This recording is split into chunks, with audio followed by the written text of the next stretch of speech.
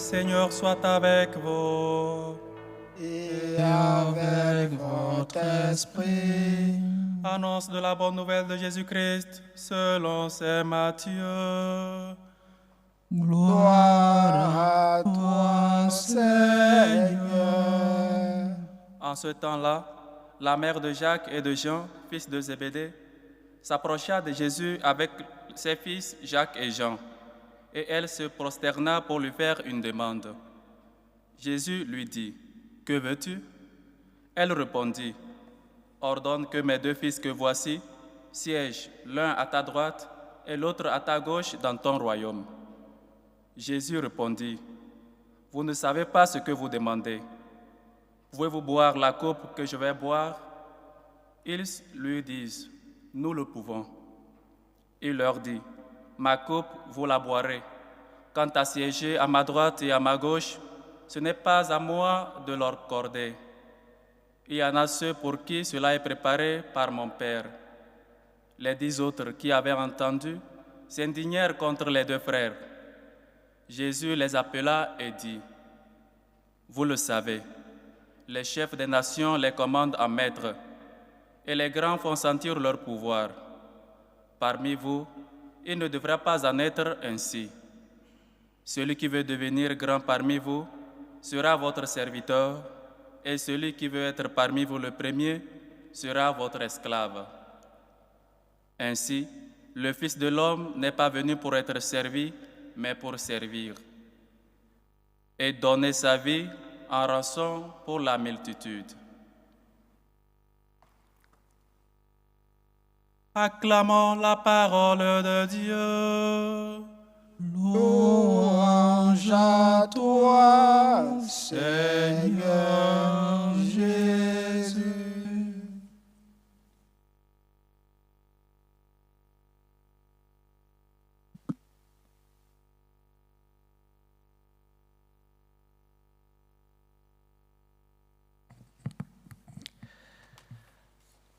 Les efforts, la générosité, les sacrifices des missionnaires ont fait que nous puissions, nous aujourd'hui, 2000 ans après, que nous puissions recevoir la foi que nous avons aujourd'hui.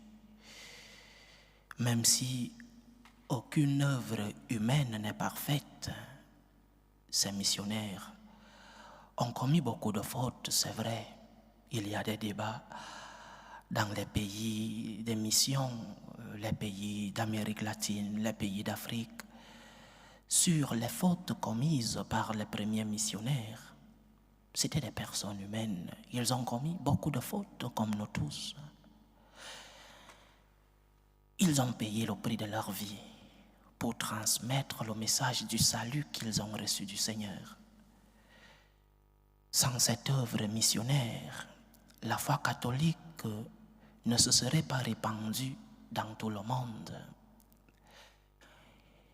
Leurs efforts, leur générosité, leurs sacrifices est ce que nous avons aujourd'hui comme foi. Je crois que c'est la première chose que nous devons méditer lorsque nous célébrons un apôtre missionnaire comme celui que nous célébrons aujourd'hui, Saint Jacques. Parce que beaucoup disent, et même dans l'Église, et même des personnes avec de grandes études philosophiques, théologiques, beaucoup disent que peu importe que tu sois catholique ou non, peu importe que tu aies la foi ou non, que tout le monde sera sauvé parce que Dieu est si bon qu'il ne peut condamner personne. Tout le monde sera sauvé. Les pauvres, ils ont une si grande intelligence académique, mais une si petite intelligence spirituelle et même rationnelle. Comment ça peut importe d'être catholique ou pas? Comment ça, quelqu'un avec un bon jugement rationnel peut dire que c'est la même chose de croire en un Dieu qui t'aime que de croire en un Dieu qui te demande des sacrifices humains? Comment c'est possible de comprendre cela? Comment peut-on dire que c'est mieux de croire en un Dieu qui te pardonne que de croire en un Dieu qui t'envoie poser des bombes et tuer des innocents? Comment est-ce possible? Comment est-ce possible dire que c'est mieux de croire en un Dieu qui met la femme, qui considère la femme comme un objet, que de croire en un Dieu qui dignifie la femme? Les pauvres. Et disons comme le Seigneur avait dit lors de sa passion, pardonne-les Seigneur. Ceux-ci savent ce qu'ils disent parce qu'ils ont des études, mais pardonne Seigneur. Ils ne savent pas dans le fond ce qu'ils disent. Notre foi a été transmise par des personnes vaillantes, des personnes qui n'avaient pas une si grande intelligence académique, les pauvres pêcheurs du lac que Jésus a pris pour qu'ils soient les disciples et les apôtres. Pas d'études académiques, mais d'une grande foi, d'une grande spiritualité. Et cela nous a transmis le plus important que nous avons dans notre vie. La foi que nous avons, c'est fruit des efforts des personnes qui parfois sont arrivées à payer par le sang de leur vie, qui parfois se sont éloignées de leur commodité et qui sont allés annoncer ce qu'ils ont reçu du Seigneur. Donc, premier enseignement, rendons grâce à Dieu. Rendons grâce à Dieu pour notre foi. Rendons grâce à Dieu pour ces personnes qui, pour certains, n'avaient même pas des arguments par parole, mais qui sont partis de leur pays, de leur lieu d'origine, pour aller annoncer la bonne nouvelle. Rendons grâce à Dieu pour la foi que nous avons. C'est peut-être facile pour nous aujourd'hui, 2000 ans après, de voir que nous avons une foi. Mais ces premiers ont souffert. Ces premiers ont été persécutés. Ces premiers, pour certains, ont perdu de leur vie. Égorgés, lapidés, crucifiés pour d'autres. Rendons grâce à Dieu pour ce trésor, cet immense trésor que nous avons reçu. Pour certains peuples, ce trésor a déjà 2000 ans. Comme l'Espagne où je suis, la tradition dit que Saint Jacques est arrivé dans ce pays juste après, quelques années après la mort de notre Seigneur, années 40-45. Donc, pour certains, ils ont déjà 2000 ans d'histoire de la spiritualité chrétienne. Pour d'autres, l'Amérique latine par exemple, où les missionnaires sont arrivés au 15e, 16e siècle. Et pour d'autres encore, pour nous qui venons de l'Afrique, 200, 250. Mais rendons grâce à Dieu. Rendons grâce à Dieu pour la foi que nous avons reçue de ces personnes. Cet immense trésor. Certains ont été martyrisés, malades, à cause des intempéries, ils sont morts. À cause du changement de climat, à cause des maladies qu'ils trouvaient dans des endroits de mission. Nous avons hérité d'un immense trésor. Et non seulement la foi que nous avons est un don, mais c'est aussi une responsabilité. Tu as reçu la foi, tu es responsable de sa transmission. Tu es responsable de sa transmission autour de toi, en commençant par ta famille. Je ne cesse pas de le dire. Nous sommes tous appelés à être des missionnaires. Nous sommes tous appelés à parler de Dieu autour de nous. Chacun dans son état de vie. Ce ne sera pas la même chose un père de famille que le prêtre que je suis. Mais nous sommes tous appelés à la mission. À lui annoncer la bonne nouvelle, malgré les persécutions, malgré les incompréhensions, malgré les moqueries dans nos familles, et même au prix de notre sang. Je pense par exemple, jusqu'aujourd'hui, il y a des chrétiens qui sont encore martyrisés à cause de leur foi. Je pense à ceux du Nigeria par exemple, qui parce qu'ils se déclarent chrétiens, sont martyrisés. Rendons grâce à Dieu parce que nous avons reçu un trésor, mais aussi transmettons ce trésor dans la fidélité au message que nous a donné notre Seigneur Jésus-Christ à travers les missionnaires. Mais chaque fois que nous célébrons la fête d'un missionnaire, il y a toujours une question qui me revient à l'esprit. C'est pourquoi ces hommes et ces femmes ont-ils abandonné leur pays, leur famille, leurs amis et même leur commodité pour se compliquer la vie? Pourquoi ont-ils fait ce sacrifice? Pourquoi tant d'efforts et de générosité? Pour certains qui venaient des familles nobles, ils ont tout abandonné.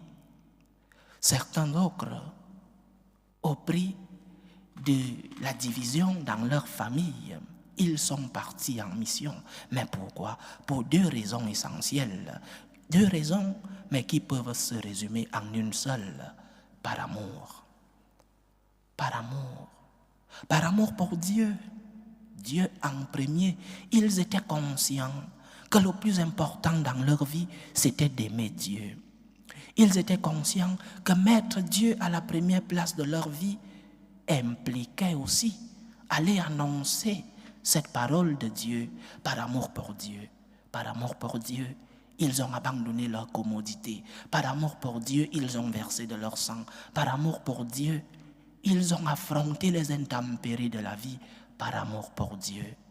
Mais aussi par amour pour ce prochain qui était éloigné et inconnu.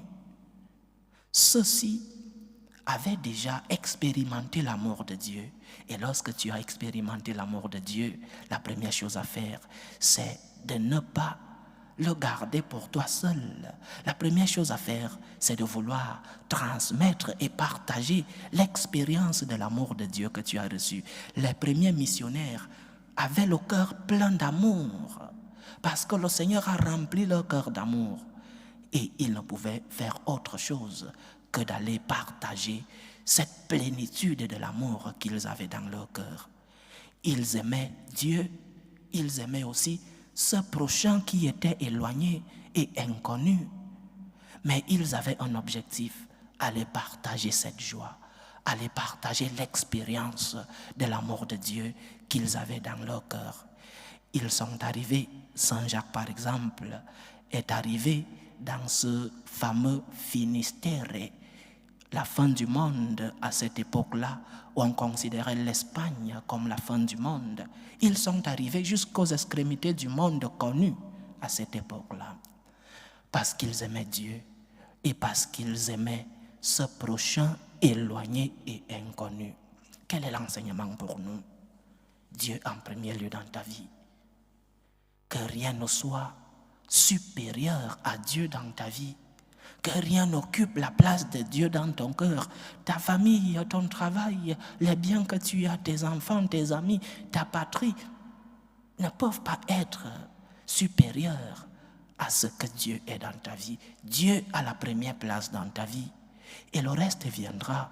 Parce que lorsque Dieu occupe la première place dans ton cœur, lui-même vient mettre de l'ordre dans ta vie. Lui-même vient t'aider à pouvoir avoir une hiérarchie dans tes amours. Mais si Dieu n'occupe pas la première place dans ta vie, si tu mets ta famille au-dessus de tout, lorsque viennent les désaccords, les incompréhensions dans ta famille, qui est celui qui te soutient? Qui est celui qui t'amène à chercher la réconciliation, l'unité dans ta famille? Si Dieu n'occupe pas la première place dans ta vie, alors, comme disait Dostoïevski, si Dieu n'existe pas, tout est permis. Tout est permis si Dieu n'occupe pas la première place dans ta vie, parce que Dieu dans ton cœur vient mettre de l'ordre, il vient te purifier, mais aussi vient mettre de l'ordre dans tes amours. Mais Dieu a la première place dans ta vie, dans ton cœur. Essaye de construire une relation d'intimité avec ton Seigneur. Essaye de construire une relation de communion et de communication avec ton Seigneur. Et tu verras que le reste coule, comme on dit chez moi au Cameroun, le reste coule. Parce que tu verras que le Seigneur lui-même transformera ta vie. Parce que tu verras que le Seigneur lui-même t'aidera à aimer ton prochain, à aimer ta famille, à pouvoir bien faire ton travail. Dieu a la première place dans ta vie, comme les apôtres, comme les missionnaires. Ils sont partis de chez eux, ils ont affronté les intempéries, ils sont morts martyrisés par amour pour Dieu et par amour pour le prochain. Nous aussi, mettons Dieu à la première place de nos vies et tout le reste arrivera parce que Dieu ne nous abandonne pas lorsqu'il occupe cette place qu'il mérite d'occuper dans nos cœurs. Dieu a la première place de ta vie. Loué soit Jésus-Christ. À jamais.